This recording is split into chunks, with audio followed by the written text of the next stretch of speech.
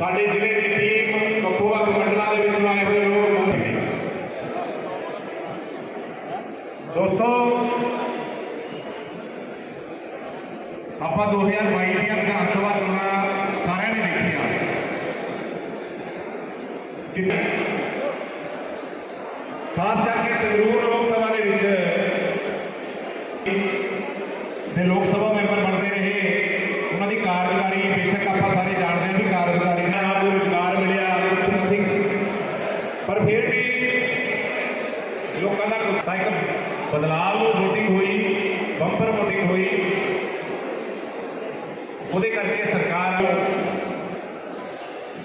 ਕੀ ਸਰਕਾਰ ਕੀ ਕਰ ਦੇਗੀ पर तुहाडे सामने है सारा कुछ जो कुछ पंजाब दे विच हो रहा जो किन्ने बड़े बड़े खिडारियां दे कतल हो गए नशे नाल लोग मर रहे हैं सैलीब्रिटियां के कतल हो रहे हैं गैंगस्टर इतने किए गए सी चाहे वो बिजली का वादा सी चाहे वो महिलावां नूं पैसे देने का वादा सी चाहे वो करप्शन खत्म चाहे वो नैशनल हाईवे बन रही है तुसीं उत्थे मान नाल जाके कह सकते हो कि ये सड़क सरकार वालों किसानों वास्ते वक् वक्रिया योजना चलाई देश के प्रधानमंत्री कई हजार करोड़ रुपया सीधा किसानों के खाते में 2014 तो पहला दिल्ली की सरकार उन्होंने कभी सोचा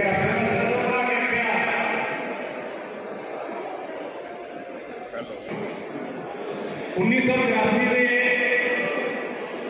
अगर किसी ने इंसाफ दवाया 20 साल बाद 2014 के देश के प्रधानमंत्री सिखा वास्ते अनेक काम किए है एक किताब छप के आ रही है जो सिखा वास्ते कदर करने की गल है चाहे होर गल्लां ने बचूंगा साडे बहुत ही चालू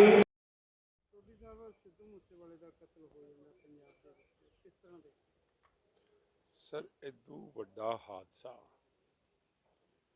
पंजाब के लोगों वास्ते की हो सकता है कि दिन दिहाड़े एक नौजवान बच्चा इंटरनेशनल फेम का जिदा किसी नाल कोई लगाव या कोई तनाव या कोई झगड़ा नहीं है उसनू दिन दिहाड़े गोलियां दे नाल भुनिया जा रहा है। मैं सोचदा कि इस सरकार नू शर्म दे नाल डुबना चाहिए और बड़े अच्छे लहजे एक अच्छा लीडरशिप समझते हुए जिस तरह के लोगों ने इन्हों मैंडेट दिता है उस हिसाब के नाल इन्हों इस सरकार तो रिजाइन देना चाहिए अस्तीफा करना चाहिए कि इन्हों दे बस का रोग नहीं है पंजाब नू हैंडल करना। इस तरह के जोड़े हादसे ने ये एक शुरुआत हो रही है एक फाउंडेशन रखी जा रही है आतंकवाद की टैररिज्म की और बड़ी चिंताजनक गल है इहदा सानू सोच करना पएगा नहीं तो पंजाब की जवानी किसानी और पंजाब की माली हालत पंजाब के लोगों की जान ते माल खतरे विच है। सोडी साहब जिस तरह आख्या जा रहा है कि जो कारतूस वरते गए हैं वो सिर्फ सरकार को ही होंगे 9 mm के किस तरह के इसे करके कहा जा रहा है कि असी जिहड़ियां NI दे कोलों असी मंग की है असी चाहांगे कि इहदी जिहड़ी ये टोटल जिहड़ी इन्वेस्टिगेशन है वो सेंट्रल लैवल ते होवे और पंजाब सरकार दे जिहड़े लोग इहदे विच जिन्हां ने सिक्योरिटी प्रून की है जिन्हां ने सिक्योरिटी घटाई है वो ये दसन ये जस्टिफाई करन। अज मेरे ख्याल हाई कोर्ट का भी ऑर्डर एक आया है कि ये दसिया जाए भी क्यों की गई की वजह सी किस हालात च की गई जदों कि इन्हों पता है कि इस तरह के हालात हो रहे हैं। इस तो इलावा मैं एक होर गल कहना चाहना कि 24 घंटे के अंदर अंदर एक मां धी का जोड़ा है सिर धड़ तो अलग कर दिता गया पटियाले हाले तो पहले नहीं जोड़े अथरू वो नहीं सुके गए तो तुसी उत्थे देखो हादसा हो गया। ये कोई इस तरह सरकारां चलदियां ने ये कोई लॉ एंड ऑर्डर इस तरह हुंदा है कि अज एक नौजवान दे अज मैनूं पता लगे जी पोस्टमार्टम होया कि 25 गोलियां उहदे जिस्म चों निकलियां ने। इन्ने दर्दनाक इन्नी जिहड़ी ये हादसा होया है और असी अज जा रहे हैं उन्होंने अज उन्हों का संस्कार है ਉੱਥੇ ਅਸੀਂ ਜਾ ਰਹੇ ਹਾਂ। ਭਾਰਤੀ ਜਨਤਾ ਪਾਰਟੀ ਦੇ ਸਾਰੇ ਲੀਡਰ ਸਾਹਿਬਾਨ, ਮੇਰੇ ਨਾਲ ਪ੍ਰਧਾਨ ਜੀ ਔਰ ਹੋਰ ਸਾਰੇ ਲੋਕ, ਮੈਂ ਉਹਨਾਂ ਦੇ ਨਾਲ ਜਾ ਰਿਹਾ ਹੈਗਾ ਅਫਸੋਸ ਕਰਨ ਵਾਸਤੇ। ਲੇਕਿਨ ਅਫਸੋਸ ਇੱਕ ਅਲੱਗ ਗੱਲ ਹੈ। ਲੇਕਿਨ ਮੈਨੂੰ ਇਹ ਚਿੰਤਾ ਹੋ ਰਹੀ ਹੈ ਕਿ ਪੰਜਾਬ ਦੁਬਾਰਾ ਫਿਰ ਇੱਕ ਆਤੰਕਵਾਦ ਦੀ ਅੱਗ ਵਿੱਚ ਝੁਲਸ ਰਿਹਾ ਹੈਗਾ ਔਰ ਅਸੀਂ ਉਸ ਰਸਤੇ ਤੇ ਜਾ ਰਹੇ ਹਾਂ। ਇਹ ਸਰਕਾਰ ਜਿਹੜੀ ਹੈ ਇਹ ਲੋਕਾਂ ਨੇ ਬਦਲਾਅ ਵਾਸਤੇ ਲਿਆਂਦੀ ਸੀਗੀ, ਬਦਲੇ ਵਾਸਤੇ ਨਹੀਂ ਸੀ ਲਿਆਂਦੀ। ਇਹ ਬਦਲਾ ਹੋ ਰਿਹਾ ਹੈ, ਬਦਲਾਅ ਨਹੀਂ ਹੋ ਰਿਹਾ ਹੈ। ਛੋਟੀ ਸਾਹਿਬ, ਇਲੈਕਸ਼ਨ ਬਾਈ ਇਲੈਕਸ਼ਨ ਜ਼ਰੂਰ ਦੀ ਆ ਰਹੀ ਹੈ, ਕੈਂਡੀਡੇਟ ਕਦੋਂ ਤੱਕ? ਦੇਖੋ ਜੀ, ਲਾਸਟ ਡੇਟ 6 ਤਰੀਕ ਹੈਗੀ ਹੈ। ਉਸ ਤੋਂ ਪਹਿਲਾਂ 1-2 ਦਿਨ 'ਚ ਅਸੀਂ ਅਨਾਉਂਸ ਕਰਾਂਗੇ ਕੈਂਡੀਡੇਟ। ਕਿਸ ਮੁੱਦੇ ਦੇ ਆਧਾਰ ਤੇ ਬਾਈ ਇਲੈਕਸ਼ਨ ਲੜਦੇ? ਦੇਖੋ, ਮੁੱਦੇ ਤਾਂ ਸਾਰੇ ਹੀ ਮੁੱਦੇ ਨੇ। ਦੇਖੋ, ਇਹਨਾਂ ਨੇ ਵਾਅਦੇ ਕੀਤੇ, ਅੱਜ 2.5-3 ਮਹੀਨੇ ਹੋ ਚੱਲੇ ਨੇ।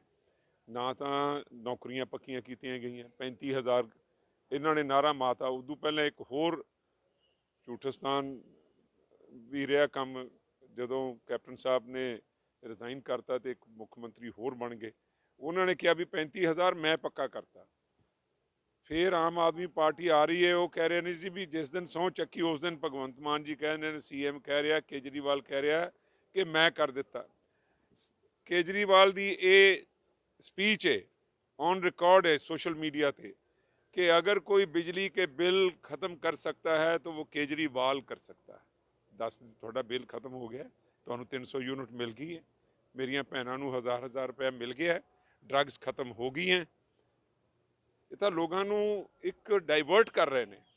कभी किसी की सिक्योरिटी खिंच ली, कभी किसी को दिल्लियों चक लिया, किसी ये तो एक परसनल वनडैटा, पार्टी नहीं, ये तो एक दुश्मनी लोगों के नाल कढ़ रहे हैं ने।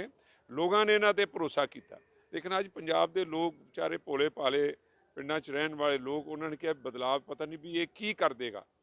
उन्होंने की पता सीगा भी साडे नाल आ होना जो होया। हुण तुसीं देखो, अज हज़ारां की तादाद च उत्थे मानसे लोग इन्हां दी जान नूं रो रहे हैं। सर, सतिंदर जैन नूं ईडी ने गिरफ्तार किया, दिल्ली के सेहत मंत्री ने। देखो, ईडी का एक प्रोसीजर है, एक सिस्टम है, ਉਹਦੀ ਇਨਕੁਆਰੀ ਪਿਛਲੇ ਸਾਲ 1.5 ਸਾਲ ਤੋਂ ਚੱਲ ਰਹੀ ਹੈ। ਕੁਝ ਜਦੋਂ ਪੇਪਰਸ ਜਦੋਂ ਅਗਲੇ ਸਕਰੂਟਨੀ ਕਰਦੇ ਨੇ, ਉਹਦੇ ਤੁਹਾਨੂੰ ਦੱਸਣਾ ਪੈਂਦਾ ਵੀ ਇਹ ਪੈਸਾ ਕਿੱਥੋਂ ਆਇਆ, ਕੀ ਹੋਇਆ, ਕਿੱਧਰ ਗਿਆ, ਬਾਹਰੋਂ ਆਇਆ, ਕਿਉਂ ਆਇਆ, ਕਿਹਦੇ ਰਾਹੀਂ ਆਇਆ। ਉਹਦੇ ਵਿੱਚ ਉਹਨਾਂ ਨੂੰ ਗਲਤ ਸਾਬਤ ਉਹ ਹੋਏ ਔਰ ਈਡੀ ਨੇ ਉਹਨਾਂ ਨੂੰ ਅਰੈਸਟ ਕਰ ਲਿਆ ਹੈਗਾ। ਕੋਈ ਇਹਦੇ ਵਿੱਚ ਕੋਈ ਬਦਲਾ ਭਾਵਨਾ ਨਹੀਂ ਹੈ। ਸੋਢੀ ਸਾਹਿਬ, ਜਿਵੇਂ ਗੱਲ ਕੀਤੀ ਹੈ ਕਿ ਕੇਜਰੀਵਾਲ ਜਿਵੇਂ ਆਮ ਆਦਮੀ ਪਾਰਟੀ ਨੇ ਵਾਅਦੇ ਨਹੀਂ ਕੀਤੇ, ਸੈਂਟਰ ਸਰਕਾਰ ਵੱਲੋਂ ਵੀ ਸਰਕਾਰ ਹੋਂਦ 'ਚ ਆਉਣ ਤੋਂ ਪਹਿਲਾਂ ਵਾਅਦਾ ਕੀਤਾ ਗਿਆ ਸੀ ਕਿ ਕਿਸਾਨਾਂ ਦੇ ਕਰਜ਼ੇ ਤੇ ਲਕੀਰ ਸਾਫ਼ ਕੀਤਾ ਜਾਊਗਾ। ਬਿਲਕੁਲ ਨਾ, ਮੈਂ ਆਈ ਡਿਸਐਗਰੀ ਵਿਦ ਦਿਸ। ਕਿਸਾਨਾਂ ਦੇ ਕਰਜ਼ੇ ਤੇ ਕਦੀ ਵੀ ਇਹ ਗੱਲ ਨਹੀਂ ਹੋਏਗੀ ਸੈਂਟਰ ਸਰਕਾਰ ਵੱਲੋਂ ਕਿ ਅਸੀਂ 100% ਕਿਸਾਨਾਂ ਦਾ ਕਰਜ਼ਾ ਮਾਫ ਕਰ ਦਿੱਤਾ ਜਾਏਗਾ। ਇਹ ਗੱਲ ਸਿਰਫ ਇੱਕ ਚਰਚਾ ਦੇ ਤੌਰ ਤੇ ਆਪੋਜੀਸ਼ਨ ਪਾਰਟੀਆਂ ਦੀ ਗੱਲ ਹੈਗੀ ਹੈ। ਇਹ ਗੱਲ ਜਿਹੜੀ ਹੋਈ ਸੀਗੀ ਕਰਜ਼ਾ ਮਾਫੀ ਦੀਗੀ, ਉਹ ਜਦੋਂ ਪੰਜਾਬ ਦੇ ਵਿੱਚ ਕਾਂਗਰਸ ਪਾਰਟੀ ਦੀ ਸਰਕਾਰ ਕੈਪਟਨ ਸਾਹਿਬ ਦੀ ਰਹਿਨੁਮਾਈ ਥੱਲੇ ਬਣੀ ਸੀ, ਉਦੋਂ ਗੱਲ ਹੋਈ ਸੀਗੀ ਵੀ ਕਰਜ਼ਾ ਮਾਫ ਕੀਤੇ ਜਾਣਗੇ ਔਰ ਉਹਨਾਂ ਦੇ ਦਰਮਿਆਨ ਕੁਝ ਹਿੱਸਾ ਕਰਜ਼ਾ ਮਾਫ ਵੀ ਕੀਤਾ ਗਿਆ ਹੈ। ਲੇਕਿਨ ਕਿਉਂਕਿ ਇਕਨੋਮੀ ਐਸੀ ਪੰਜਾਬ ਦੀ ਸੀਗੀ, ਅਸੀਂ ਉਸ ਚੀਜ਼ ਨੂੰ ਉਦੋਂ ਕਾਂਗਰਸ 'ਚ ਚੀਫ ਮਿਨਿਸਟਰ ਪੂਰਾ ਨਹੀਂ ਕਰ ਸਕਦੇ। ਲੇਕਿਨ ਸੈਂਟਰ ਸਰਕਾਰ ਨੇ ਕਦੀ ਨਹੀਂ ਕਿਹਾ ਕਿ ਸਾਰੇ ਹਿੰਦੁਸਤਾਨ ਦੇ ਕਿਸਾਨਾਂ ਦਾ ਕਰਜ਼ਾ ਮਾਫ ਕਰ ਦਿੱਤਾ ਜਾਏਗਾ। ਅੱਜ ਪ੍ਰਧਾਨ ਮੰਤਰੀ ਜੀ ਨੇ 61,000 ਕਰੋੜ ਰੁਪਏ ਦੀ ਸਬਸਿਡੀ ਖਰੀਫ ਕ੍ਰੌਪ ਵਾਸਤੇ ਸਿਰਫ ਦਿੱਤੀ। ਖਾਦਾਂ ਦੀਆਂ ਕੀਮਤਾਂ ਵੱਧ ਰਹੀਆਂ ਕਿਉਂਕਿ ਆਇਲ ਦੀ ਕੀਮਤ ਵੱਧ ਰਹੀ ਹੈ, ਨੈਚੁਰਲ ਗੈਸ ਦੀ ਕੀਮਤ ਵੱਧ ਰਹੀ ਹੈ।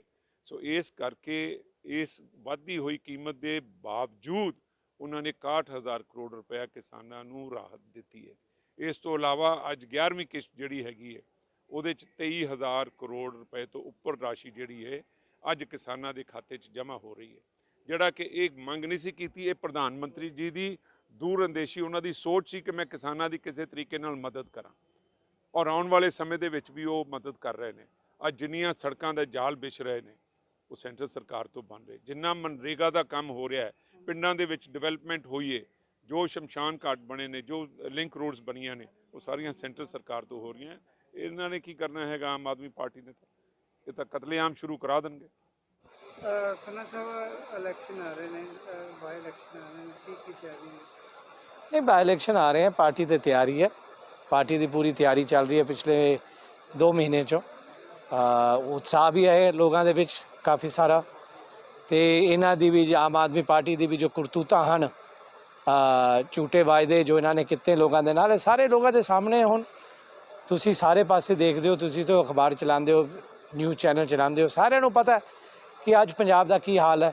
ਰੋਜ਼ ਨਾਲ ਰੋਜ਼ ਕਿਸੇ ਦਾ ਕਤਲ ਹੋ ਰਿਹਾ, ਮਰਡਰ ਹੋ ਰਹੇ ਹੈ, ਬੇਰੁਜ਼ਗਾਰੀ ਵੱਧ ਰਹੀ ਹੈ, ਲੁੱਟਮਾਰ ਵੱਧ ਰਿਹਾ। ਹਾਲ ਤਾਂ ਬਹੁਤ ਹੀ ਮਾੜਾ ਹੈ ਔਰ ਲੋਕ ਦੁਖੀ ਹੈ। ਤੇ ਆਉਣ ਵਾਲੇ ਸਮੇਂ ਦੇ ਵਿੱਚ ਤੁਸੀਂ ਦੇਖਣਾ ਲੋਕ ਕਿਸ ਤਰੀਕੇ ਨਾਲ ਬਦਲਦੇ ਹੈ।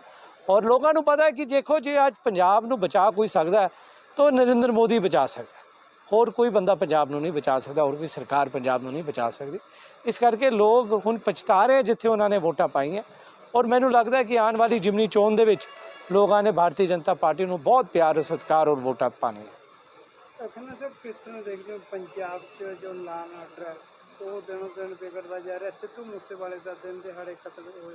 ਮੈਂ ਤੇ ਰਿਕੁਐਸਟ ਕੀਤੀ ਸੀ ਕੱਲ੍ਹ ਕਿ ਇੱਥੇ ਸਰਕਾਰ ਨੂੰ ਡਿਸਮਿਸ ਕਰਕੇ ਤੁਸੀਂ ਗਵਰਨਰ ਦਾ ਰੂਲ ਲਾਉਣਾ ਚਾਹੀਦਾ।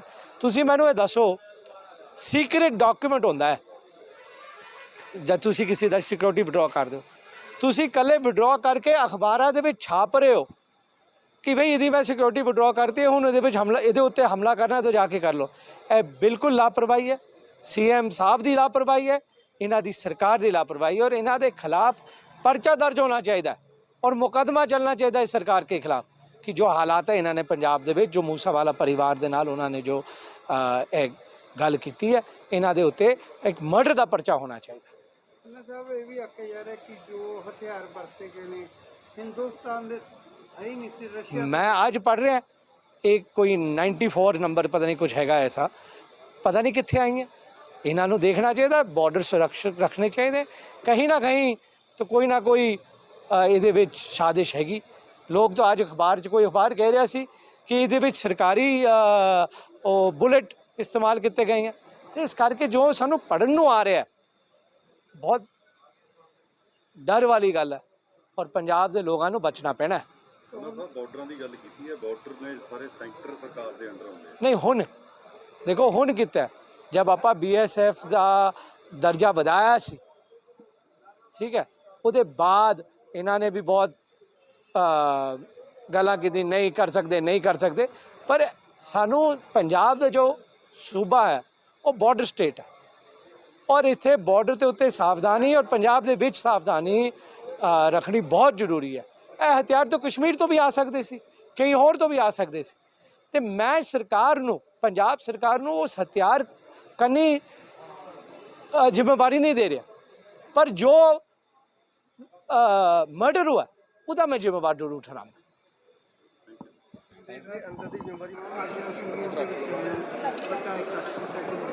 ऐसा कि प्रधानमंत्री नरेंद्र भाई मोदी जी के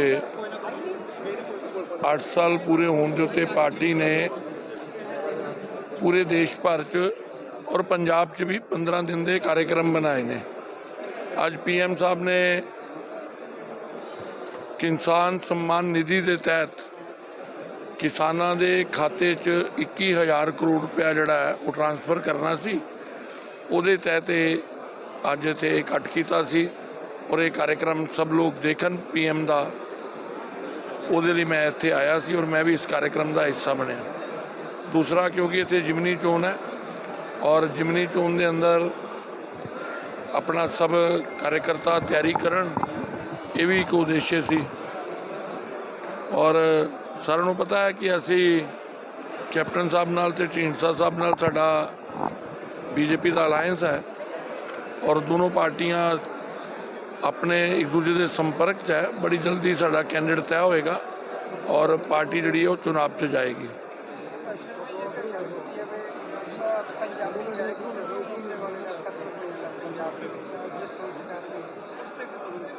पूरी तरह पंजाब सरकार ਜਦੋਂ ਦੀ बनी है, पंजाब च कानून नाम का राज नहीं है। पंजाब की कानून व्यवस्था पूरी तरह समाप्त हो चुकी है।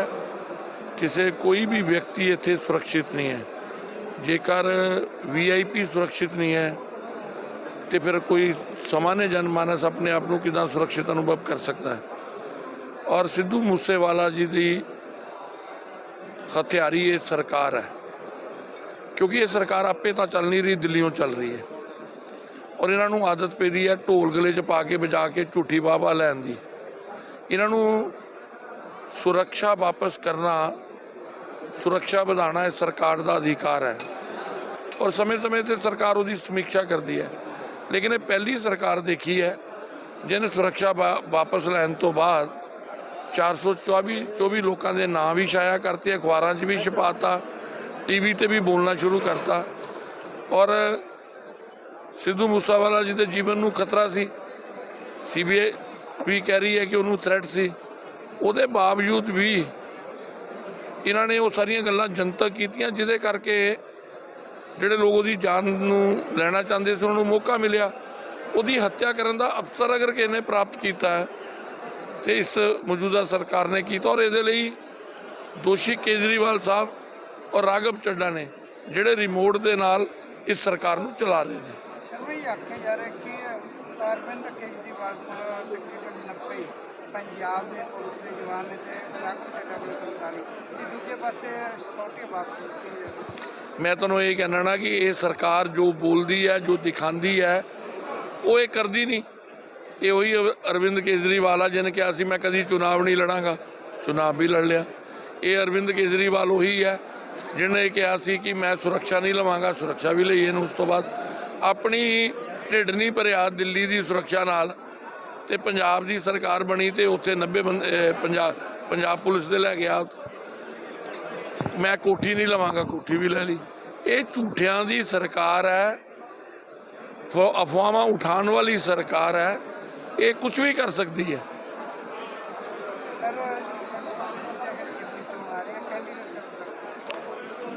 ਤਿੰਨੋਂ ਪਾਰਟੀਆਂ ਆਪਣੇ ਸੰਪਰਕ 'ਚ ਬਹੁਤ ਜਲਦੀ ਕੈਂਡੀਡੇਟ ਦਿਆਂਗੇ।